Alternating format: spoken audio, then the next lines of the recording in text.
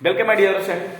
अभी आप देख रहे हैं mathematics channel Rajendra concept of mathematics. जहां मिलते हैं आपको हायर मैथमेटिक्स रिलेटेड अनेक टाइप का वीडियो, चाहे वो यूनिवर्सिटी विद्यार्थी हो, जैसे इंजीनियरिंग मैथमेटिक्स का हो, BSc, MSc, NET, GATE, IIT JAM, इस तरह के अनेक कंपटीशन की तैयारी करने विद्यार्थी, सभी विद्यार्थियों के लिए इस चैनल पे अनेक कॉन्सेप्ट के साथ आपकी पूरी सिलेबस इस चैनल पे मिलेंगे। या फिर अभी जो हम डिस्कस करने वाले हैं वो है higher order differential equation with constant coefficient, जिसका मैंने कॉम्प्लीमेंट्री फंक्शन और पार्टिकुलर इंटीग्रल अर्थात जनरल सॉल्यूशन निकालने का तरीका है। तो मैंने कॉम्प्लीमेंट्री फंक्शन निकालने के लिए पूरा टर्म सिखा चुके हैं। अगर विद्यार्थी नहीं समझे हैं तो इसके प्लेलिस्ट में पूरी वीडियो अपलोड कर दिया गया है, उसको जाकर पूरी तरीका समझ सकते हैं।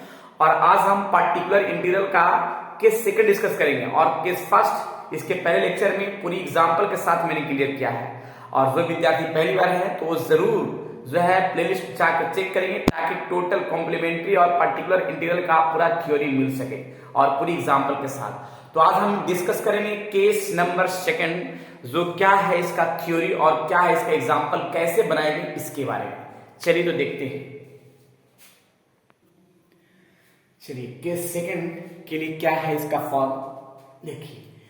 To find the PI, PI का मतलब particular integral, when QX equals to sine x और कॉस एक्स। केस फर्स्ट में मैंने ई के पावर एक्स का जो है ना पार्टिकुलर इंटीग्रल का फॉर्म मैंने सेट कर दिया, उस पर बहुत सारे एग्जांपल भी दिया है। आज के सेकंड मैंने बता रहे हैं तो इस पर भी बहुत सारा जो है ना क्वेश्चन को प्रैक्टिस करवाएंगे, ताकि आपके एग्जाम के लिए आपके यूनिवर्सिटी का कोई भी क्वेश्चन छूट न सके। राइट, देखिए तो सबसे पहले हम एक काम करते हैं कि इसका पार्टिकुलर इंटीग्रल के लिए हायर ऑर्डर डिफरेंशियल इक्वेशन का कौन सा स्टैंडर्ड फॉर्म है, इसका स्टैंडर्ड फॉर्म पहले पता करना होगा।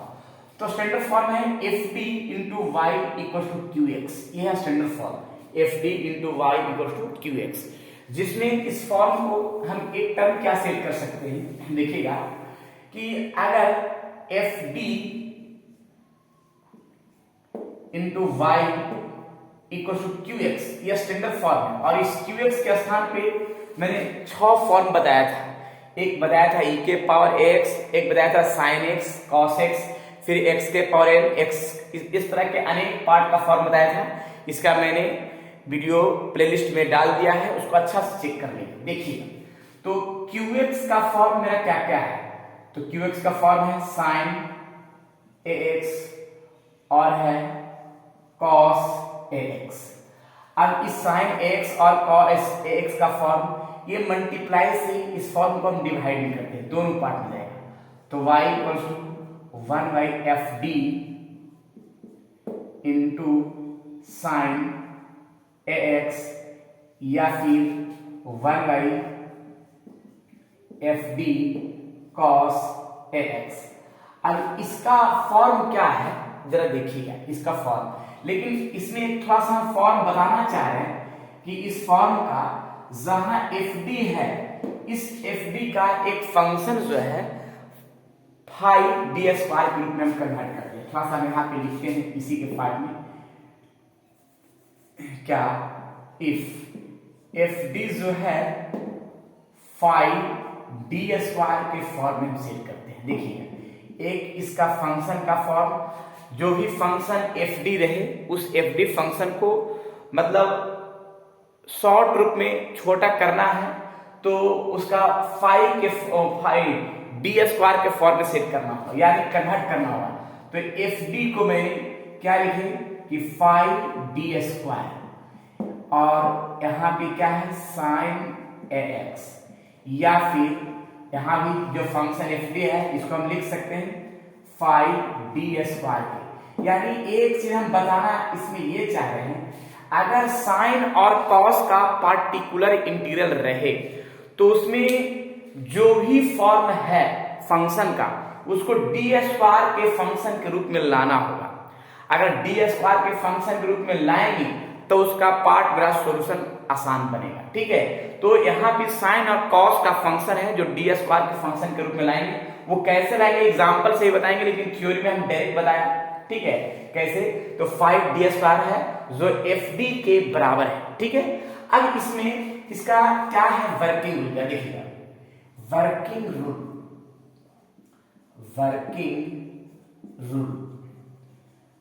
रूल में इसमें जहां sin ax और cos ax का पार्टिकुलर इंटीग्रल का फॉर्म निकालने के लिए रहे, तो जो d² है, d² के स्थान पे साइन का जो x का फॉर्म है उसका कोफिशिएंट जो है -a² रिप्लेस कर देंगे d² के स्थान पे। क्या होगा उसको हम लिखते हैं रिप्लेस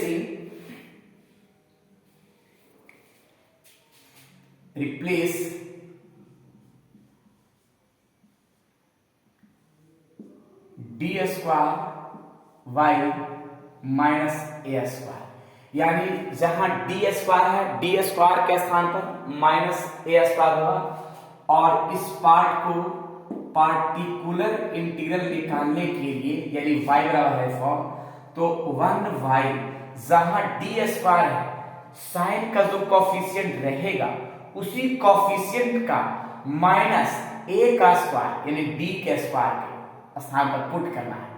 तो देखिए 5 और d² के स्थान पर -a²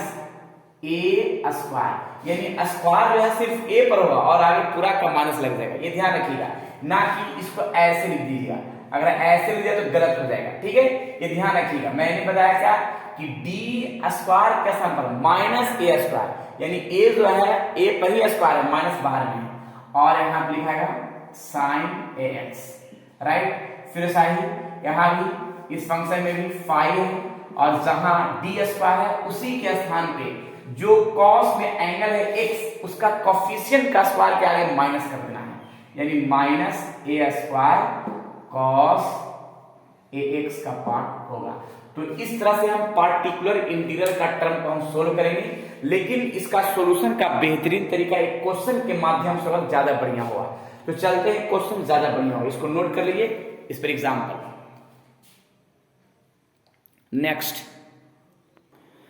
चलिए मैंने एक क्वेश्चन दिया है, solve d² plus y sin 2x। तो सबसे पहले इस डिफरेंशियल इक्वेशन को, हायर ऑर्डर डिफरेंशियल इक्वेशन का स्टैंडर्ड फॉर्म हम बनाएंगे। तो स्टैंडर्ड फॉर्म मैंने यहाँ पे छोड़ दिया है, fd into y equal to qx। कैसे होगा स्टैंडर्ड फॉर्म में, जरा देखिएगा सोल्यूशन का पार्ट एकदम पूरी तरीका से स्टैंडर्ड फॉर्म में हम सेट करेंगे, ज्यादा बढ़िया होगा। यहाँ पे जो ये फॉर्म है d का, तो इस फॉर्म को हम लिख सकते हैं dx² का जो पार्ट है वो कैपिटल D के स्क्वायर के बराबर होगा। तो यहाँ पे मैंने क्या किया है कि स्टैंडर्ड फॉर्म के लिए गिवन डिफरेंशियल इक्वेशन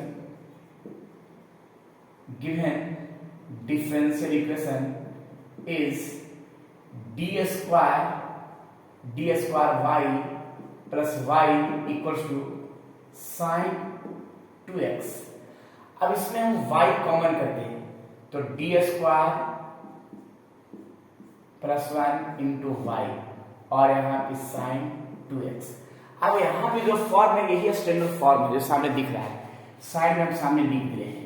ये स्टैंडर्ड फॉर्म में लाना है, क्योंकि इसी स्टैंडर्ड फॉर्म के आगे हम फॉर्म सेट करेंगे। देखिए इसी स्टैंडर्ड फॉर्म का है, तो fd मेरा हो गया d² प्लस 1 और इंटू वाई, और qx का स्थान पर sin 2x रहे या तो cos x रहे, यानी sin का रहे या cos का रहे।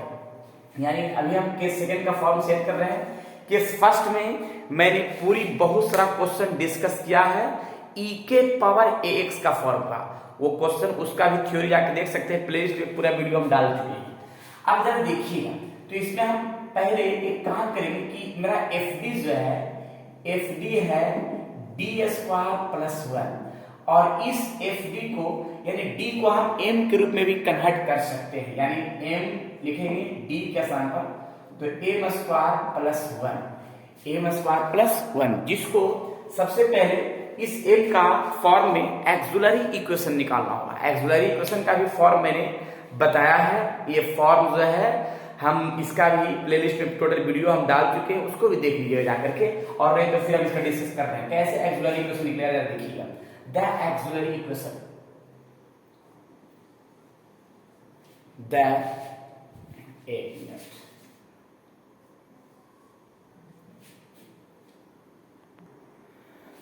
The auxiliary equation is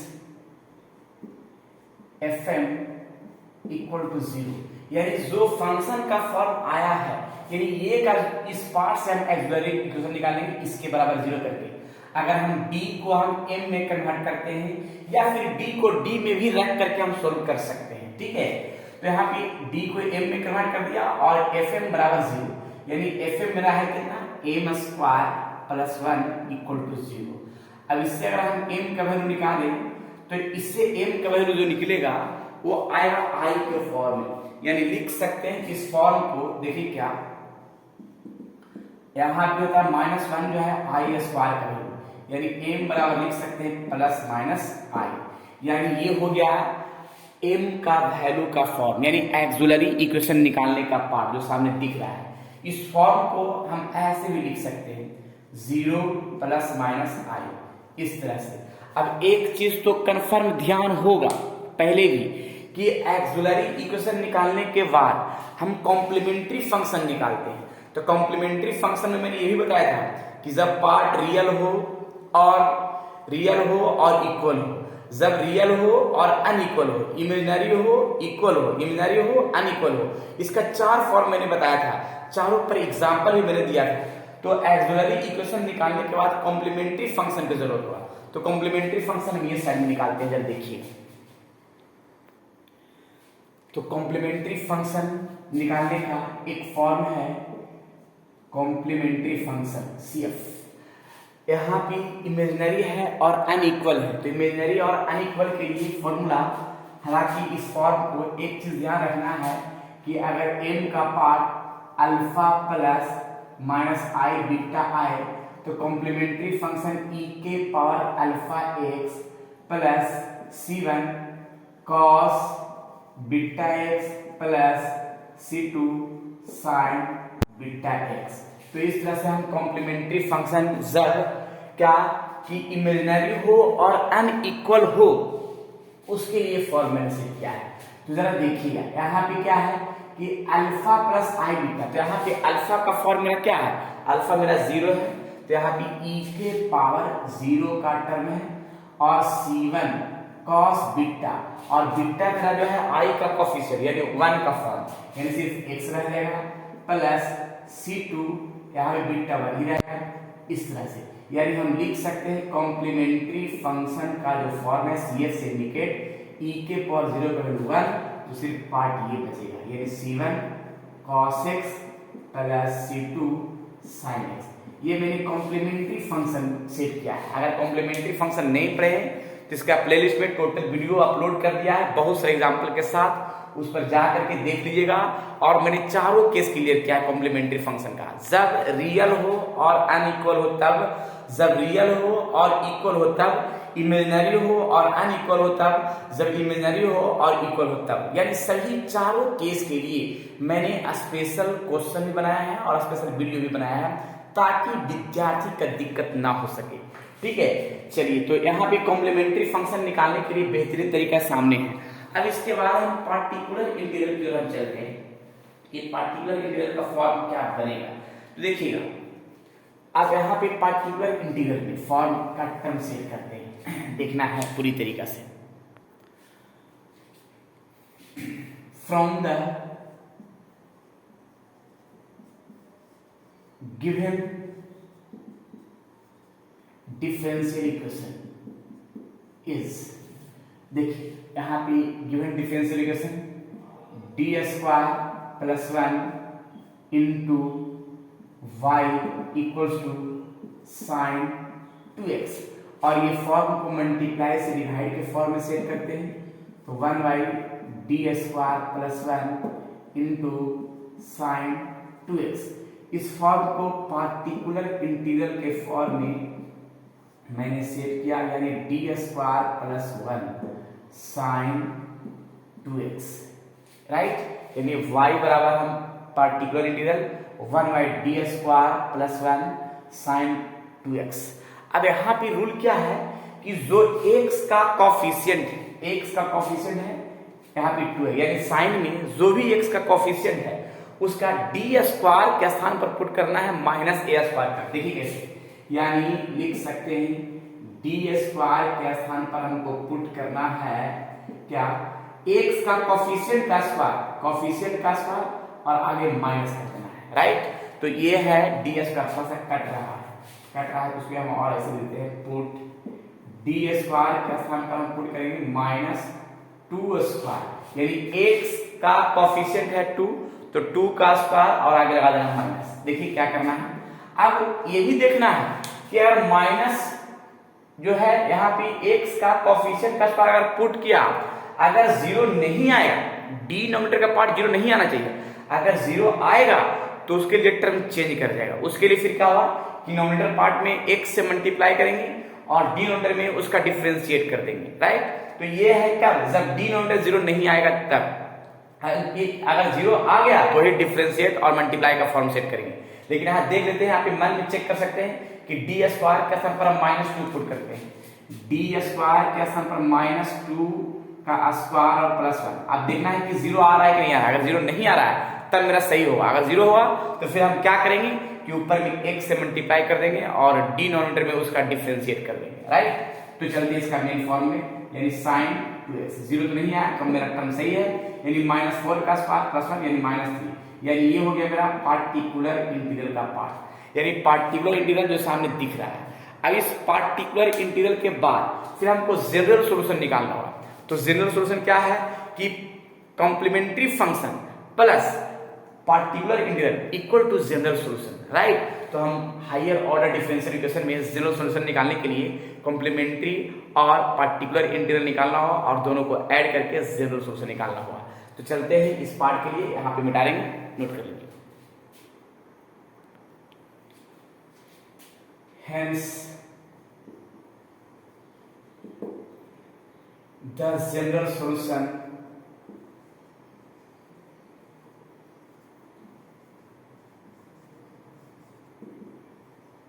is y equals to complementary function plus particular integral। अब यहाँ पे कॉम्प्लीमेंट्री फंक्शन, यहाँ पे जनरल सॉल्यूशन को हम लिख सकते हैं, कंप्लीट सॉल्यूशन भी लिख सकते हैं, कहीं कहीं लिखा हुआ रहेगा। तो कॉम्प्लीमेंट्री फंक्शन मेरा यहाँ पे आया है, जो सामने दिख रहा है, ये है कॉम्प्लीमेंट्री फंक्शन का पार्ट जो मैंने बेहतरीन तरीका के साथ निकाला है, और ये है पार्टिकुलर इंटीग्रल जो सामने दिख रहा है, ये भी, और ये दोनों को हम इसमें ऐड कर देंगे तो जनरल सॉल्यूशन का पार्ट आएगा। तो complementary function c1 cos x plus c2 sin x plus particular integral जो है माइनस, यानी आ जाएगा -1/3 sin x, साइन मेरा 2x हो गया है, साइन मेरा यहाँ 2x है तो 2x ही होगा, sin 2x। तो इस तरह से मेरा फॉर्म जो सामने दिख रहा है वो कंप्लीट आंसर होगा। तो इस तरह से हम निकालते हैं क्या कि कॉम्प्लीमेंट्री और पार्टिकुलर अर्थात जनरल सॉल्यूशन, जिसको बोल सकते हैं कंप्लीट सॉल्यूशन, राइट। चलिए इसको नोट कर लीजिए, और भी हम एग्जांपल बताते हैं, लेकिन इस पर पहले एक एग्जांपल एसडब्ल्यू ग्रुप में देते हैं।